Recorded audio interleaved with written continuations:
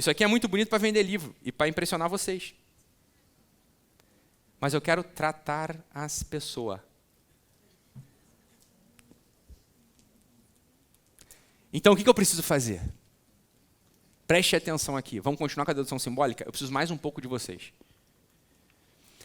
A gente precisa continuar com a dedução simbólica pelo seguinte, olha só. Eu tenho uma pessoa na minha frente que se apresenta para mim no consultório, na família, no grupo, enfim. Eu mesmo. Que insisto em reproduzir a queda adâmica na minha vida. Eu posso dizer, eu insisto em reproduzir as tragédias, né, as neuroses, a história dos meus antepassados. Mas a gente já chegou num lugar muito mais seguro e sólido, que é o símbolo de Adão. Quando eu chego no topo, eu caio. É sempre assim. Esses são os princípios da insatisfação, são os princípios da insegurança, são os princípios da claudicação, são os princípios da... Ora, todo mundo que chega para mim no consultório, e essa foi a minha questão ali, chega com esse princípio dentro de si, porque esse princípio ele é perene, vai estar em você. E ele é passivo, vai sempre estar aí. Quando eu olho para o esquema, eu só tenho uma chance.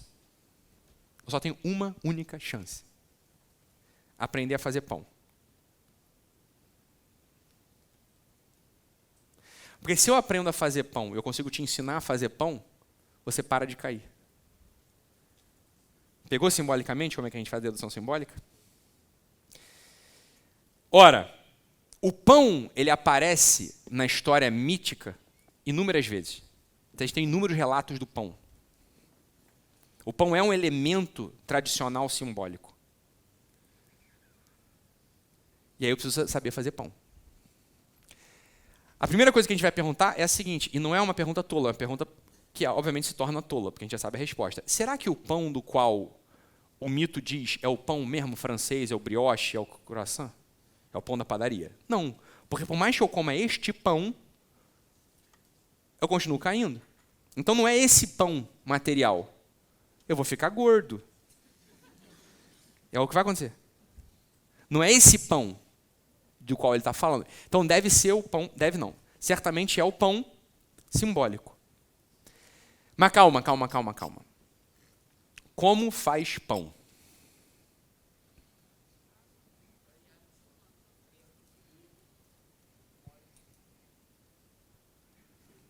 Isso aí. Quais são os ingredientes do pão? Aí eu estava lá em BH, uma senhora falou assim, provolone, linguiça calabresa. Eu falei, porra, esse pão é do caralho, mas não é bem esse. Esse aí você traz para mim amanhã, mas não é esse pão aqui. Eu preciso começar como faz o pão. Quais são os ingredientes do pão?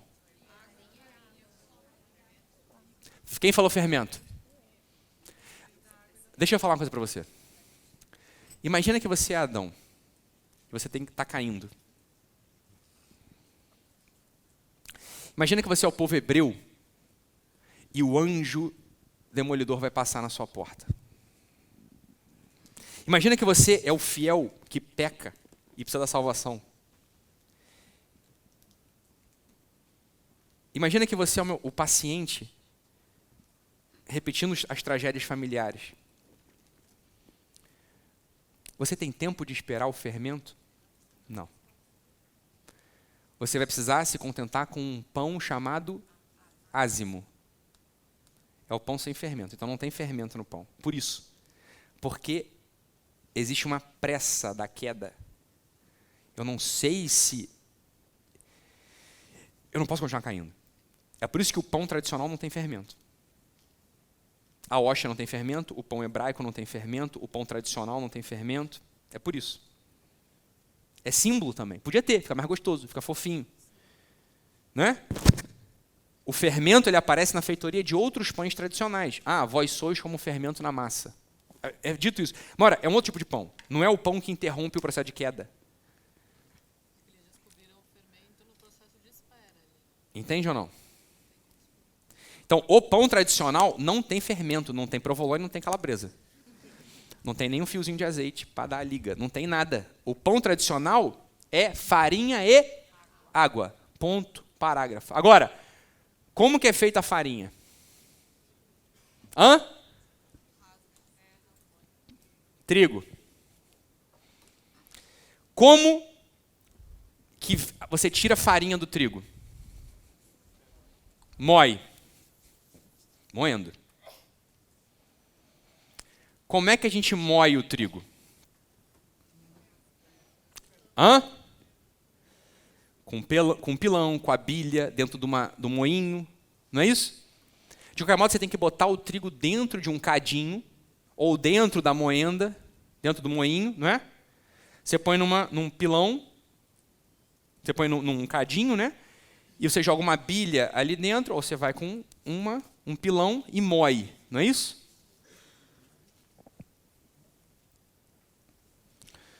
Então a gente tem o trigo. Aí você tem a farinha. Não é assim? O que a gente faz nessa farinha? O que a gente faz com a farinha agora? Joga água. Para que você joga água na farinha? Para unir. Você tem a farinha, ela dispersa. A farinha, você soprar, ela voa. Então você joga água para você ter uma massa única. Não é isso? Você tem uma massa. O que você faz depois com essa massa? Antes de assar, a gente faz uma coisa com a massa. Você sova a massa. Para que você sova a massa? Para entrar ar.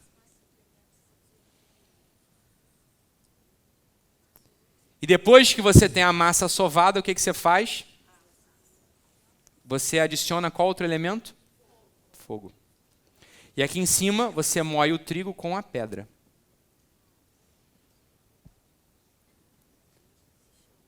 Temos os 4 elementos tradicionais da natureza aqui. Terra, água, ar e fogo. O que é o pão? O pão é a articulação harmônica dos 4 elementos.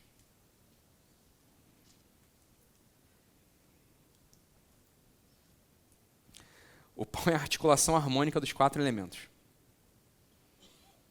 Tá?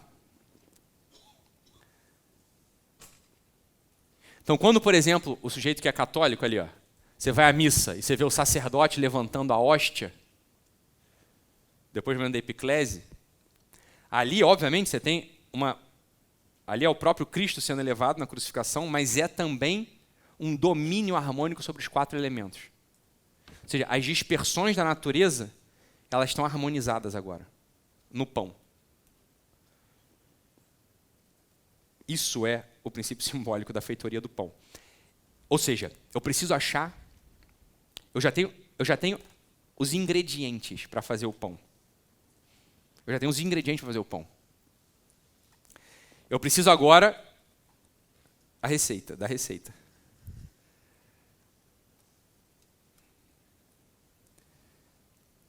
A gente entendeu, simbolicamente o pão é a articulação dos 4 elementos. Lembra dos temperamentos? Lembra do terra, fogo, ar e água. Agora eu preciso ir ao símbolo, mais uma vez, e entender o seguinte. Pedra é símbolo de quê? Água é símbolo de quê? Ar é símbolo de quê? Fogo é símbolo de quê?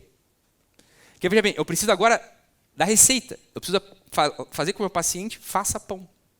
Eu preciso que eu faça pão. Se eu quiser estabilizar o princípio de queda. Você entendendo simbolicamente como é que a gente faz a dedução? Eu preciso aprender a fazer este pão simbólico em mim. Porque não é o pão da padaria. É esse pão aí. Você está entendendo como é que faz o símbolo ou não?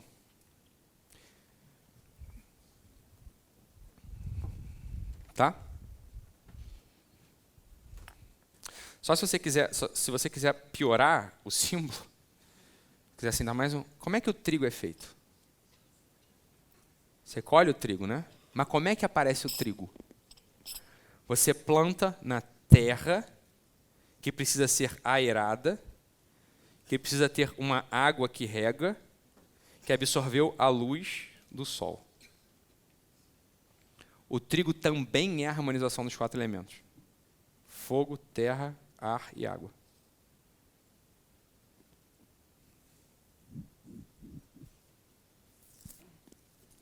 Né?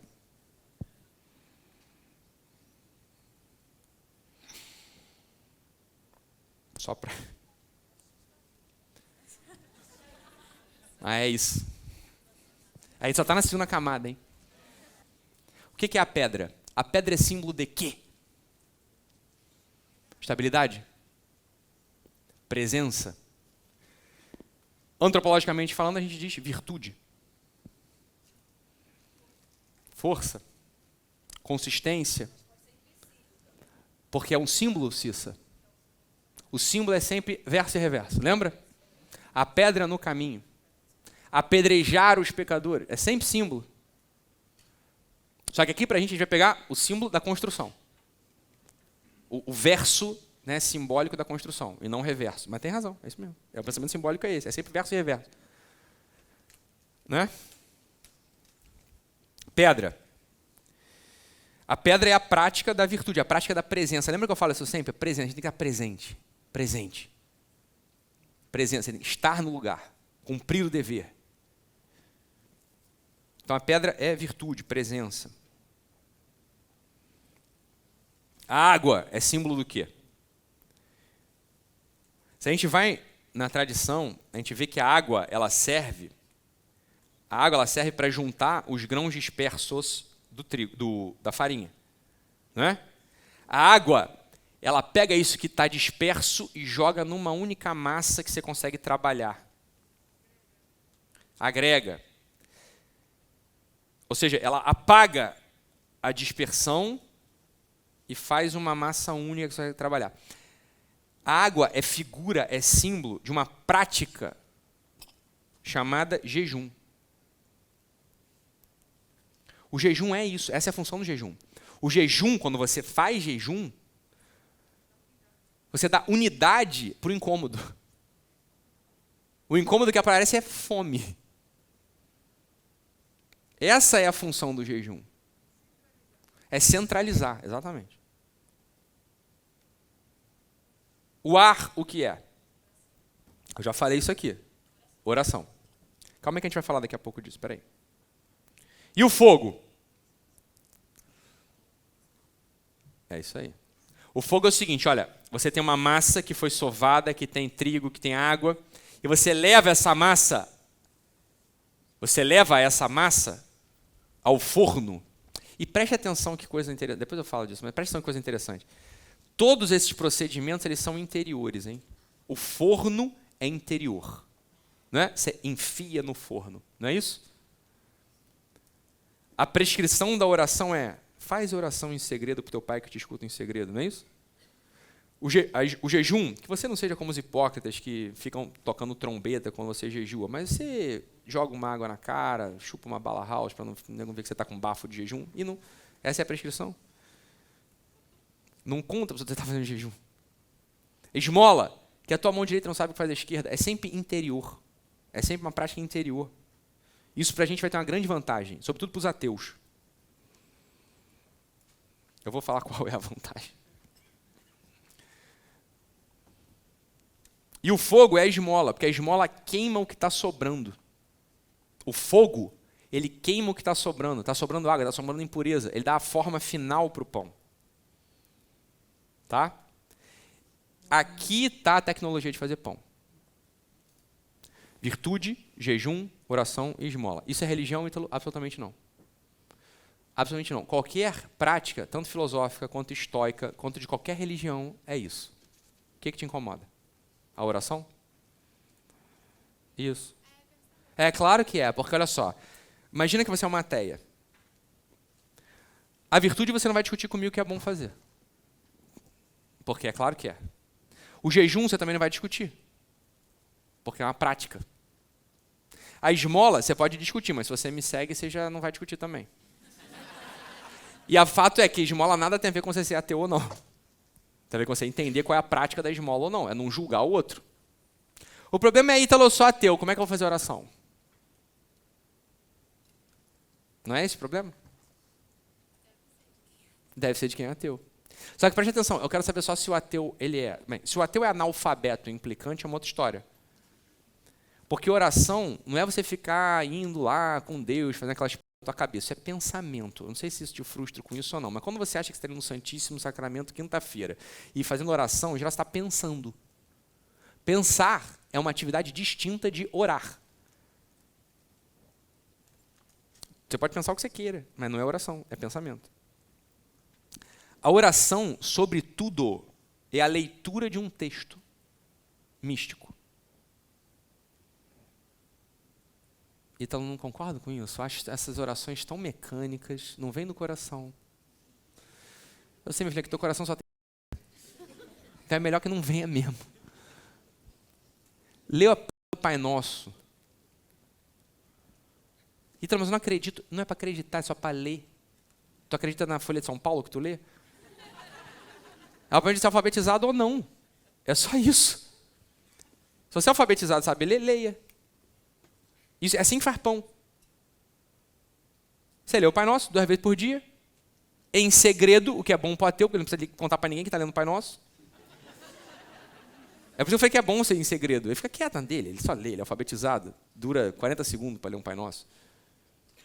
E misteriosamente você vai estabilizando os princípios de queda em você. Se você lê Pai Nosso, se você faz jejum, se você dá esmola, se você faz oração e tem virtude, misteriosamente você está fazendo pão. Independente de acreditar, porque a crença, presta atenção, mesmo para o religioso, hein, supondo que você seja católica, a crença é uma virtude tua, e não é ela que opera a fé, não é ela que opera o milagre. O que opera o milagre é a virtude do Cristo. Então a crença...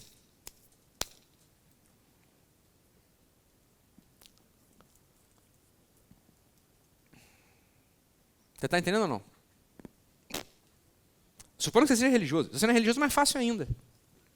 Porque diabos, velho ou paroquiano, na maior parte das vezes, não melhora. Não recebe aquilo que é a promessa da religião. Que é uma vida centralizada. É uma vida de amor. Por quê? Eu vou te explicar. Porque olha qual que é o processo de entrada para ser gente. Não é para ser santo, não é para ser religioso. Isso aqui não é para nada, isso aqui é só para ser gente. Isso aqui é a segunda camada. Não estou falando nem de verdade, que é a nona. Eu estou falando, não é nada isso aqui. Isso aqui não é religião. Não é nada. Isso é estabilização da humanidade. Só que olha o drama. Tu pega trigo. Olha só, você pegou o trigo. Porque o trigo, ele já está dado. O trigo é símbolo na religião da graça. O trigo está dado. O trigo é assim, ó, tem terra, tem água, tem ar, tem sol, tu só colheu. O trabalho vem a partir da colheita. Tá? Preste atenção no que acontece. Tu pega o trigo. E aí você entra no templo. Você não faz jejum. Ah, é porque o médico não deixa, minha saúde não permite. Você não dá esmola, porque o prefeito da cidade diz que não é bom e também, né? A gente tem que ensinar a pescar, né? Não vai dar o peixe. Tu também não tem virtude nenhuma, porque tu é chata pra caralho. Tu pega o trigo e faz o que com o trigo? Você faz o quê? Sopra o trigo. O que acontece com o trigo depois que você sopra no trigo? Sobra trigo na tua mão. Você tem trigo, você soprou o trigo e sobrou trigo. Quem come trigo? Simbolicamente, os porcos. É isso que acontece com um religioso que só faz oração, não faz jejum, não dá esmola, não tem presença. Vira porco. O que é o porco? Simbolicamente. É aquele animal, não é aquele animal que vive no chiqueiro. É o animal que tem uma prega na nuca. E está fadado a olhar para baixo sempre. O porco é o animal que não consegue fazer o movimento de olhar para cima, para a transcendência. Um sujeito que pega o trigo, e sopra, ele está profanando a graça, ele está virando porco. E o destino dele vai ser o destino de estar colado no chão. Ele vira uma caricatura. Ele nem mendigo é. Na antropologia, na sociologia espiritual, ele é porco. A sociologia espiritual é porco, mendigo, padeiro. E rei. Quer dizer, amigos do rei. Ora, se você pega o trigo e sopra, você vira porco. Se você pelo menos não enche o saco de ninguém e entende que tem um espadeiro que tem pão, tu vira mendigo, que já é bom, é melhor que ser porco. Tu vive de migalha, é melhor que ser porco. Só que aqui a prescrição é a receita de ser padeiro. Dá para ser padeiro. Não é difícil, porra. Não é difícil para ninguém. Isso aqui é receita, porra. Ana Maria Braga, assim, é fácil fazer pão. É mole. Tu pega o pão, faz o pão. Não enche o saco de ninguém e você vira gente. Você vira gente para poder entrar, então, na terceira camada. Entendeu a dedução simbólica, como é que ela é feita? Isso é dedução simbólica. É assim que faz a ciência simbólica. Você pega os elementos, amarra tudo com uma racionalidade, sem forçar a barra. Não tem nenhuma forçação de barra aqui. É tudo harmonicamente organizado. Isso é a ferramenta. Então, é claro, a gente conseguiu salvar o Zonde e o Hellinger na segunda camada. A gente podia não ter conseguido salvar, mas conseguiu. Para realmente ter um princípio de ascensão e queda ancestral. A gente só deu a razão simbólica de ser da ciência dos dois, da teoria dos dois. Beleza?